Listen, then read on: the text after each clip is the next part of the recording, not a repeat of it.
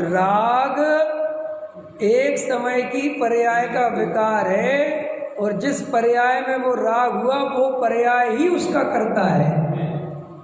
मैं तो उस राग का ज्ञाता हूँ। फिर राग का कर्ता जीव को क्यों कहा जाता है? क्योंकि वो पर्याय निकली जीव में से है, वो जीव का परिणमन। तो परिणमन अपेक्षा उसको कर्ता जीव कहा जाता है। लेकिन जीव अपनी इच्छा के अनुसार राग द्वेष कर नहीं सकता, और राग अपनी योग्यता में अपने काल में होता है, और जीव उस राग में एकत्व करता है, अपराध करता है। अगर वो राग से भेद ज्ञान करे, राग को अपना स्वरूप नहीं माने, तब तो उसकी दृष्टि गायक पे जाएगी। आया समझ में? पकड़ में आ रहा?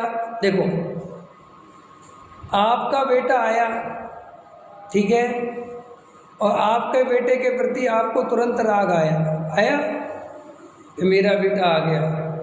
और दूसरे का बेटा आया, जैसे अभी वज्रसेन जी का बेटा आ जाए, जैसे अभी ये आ गया, इसे तो आप जानते ही नहीं, मान के चलो। अभी आ गए तो तुम्हें कुछ हुआ? क्यों नहीं हुआ? क्योंकि इससे किसी भी प्रकार का मेरा कोई कर्ता कर्म का संबंध, तो जहाँ हमारा कर्ता कर्म का संबंध होता है वहीं राग पैदा होता है। तो आचार्य कहते हैं, अगर तुम इस राग के कर्ता भोक्ता अपने मानोगे तो हमारा सारा उपयोग, सारी दृष्टि उस राग पे ही लगी रहेगी। और अगर उस राग से भिन्न मैं ज्ञान स्वभावी जीव तत्व हूँ, मैं गायक हूँ, मैं जानने देखने वाला हूँ, ऐसा निर्णय करोगे तो राग से दृष्टि हटकर गायक पे दृष्टि जाएगी। इसी का नाम सम्यक दर्शन। आया समझ में? राग का कर्ता जीव नहीं है, राग मेरा स्वरूप नहीं है। राग एक समय की पर्याय का विकार है, और वो अपनी योग्यता से होता है। अब पूछना है कुछ? पूछो। अनादिकाल से चला ही आ रहा है। हाँ, अनादिकाल से चला आ रहा है। इसलिए चला आ रहा है कि हमने अनादिकाल से राग को अपना स्वरूप माना, तो मैं रागी हूँ ऐसा ही अनुभव किया। जैसे अभी आप कैसा अनुभव करते हो? मैं रमेश कुमार। जैसे अभी मैं नाम लूँ नरेश, तो आप नहीं सुनते ना, लेकिन मैं रमेश कहता हूँ तो आप सुनते हो। तो अपने को क्या माना? रमेश। तो आप रमेश हो क्या? रमेश कैसे मान लिया?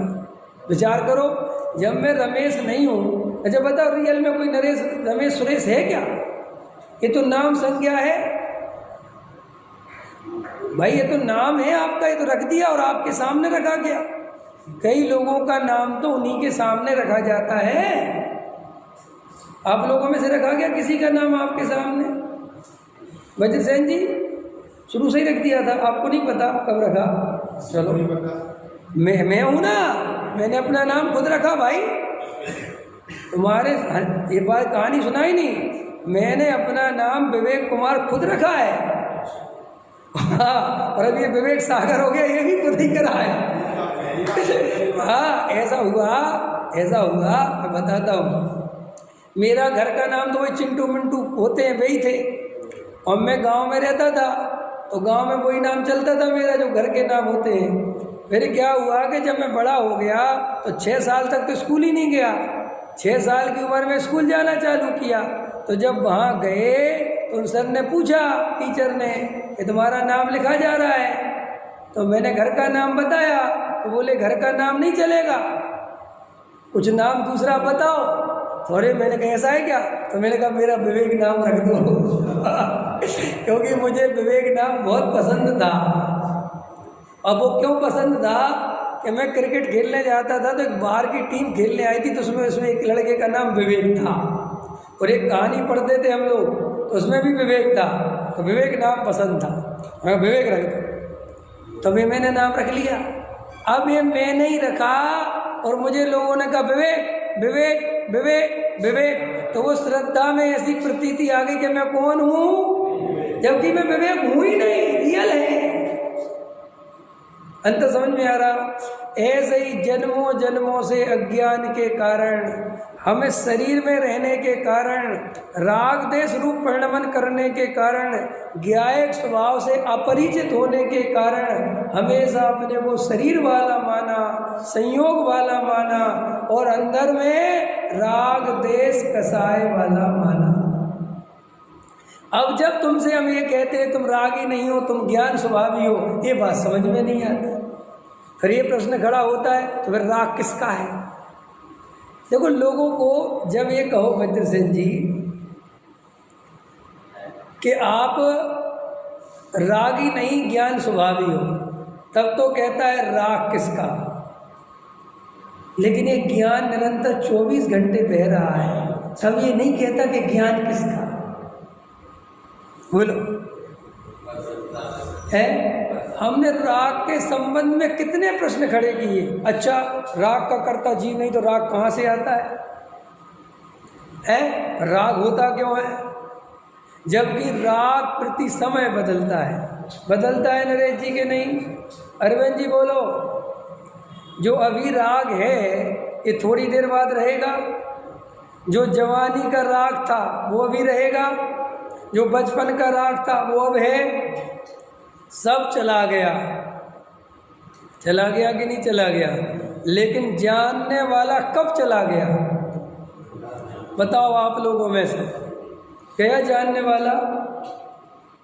क्या नाम? अनवय। बताओ। देखो, अनवय का अर्थ भी यही होता है जो कभी नहीं जाता। समझ में? है सदा काल है। तो राग अन्वय स्वरूप नहीं है, ज्ञान अन्वय स्वरूप है। क्योंकि ज्ञान का अभाव कभी मेरे में से होता ही नहीं। और बताओ, ऐसी गंगोत्री अंदर बह रही है, ऐसी गंगा जमुना ज्ञान की बह रही जिसका कभी अभाव नहीं होता, उसके प्रति इसको प्रश्न नहीं होता कि ये ज्ञान कहाँ से आ रहा है और इस ज्ञान का अभाव क्यों नहीं होता। ऐसा आश्चर्य यहाँ प्रकट नहीं होता। और वो राग किसका है? राग पुद्गल का कैसे है? राग का कर्ता जीव ही है और मैं तो रागी हूँ, काय का ज्ञानी हूँ। बताओ, एक समय की पर्याय की ऐसी प्रतीति है कि उस रूप अनुभव कर लेता है और त्रिकाल ज्ञान की धारा बहती है, एक समय के लिए भी अपने को ज्ञान रूप अनुभव नहीं करते।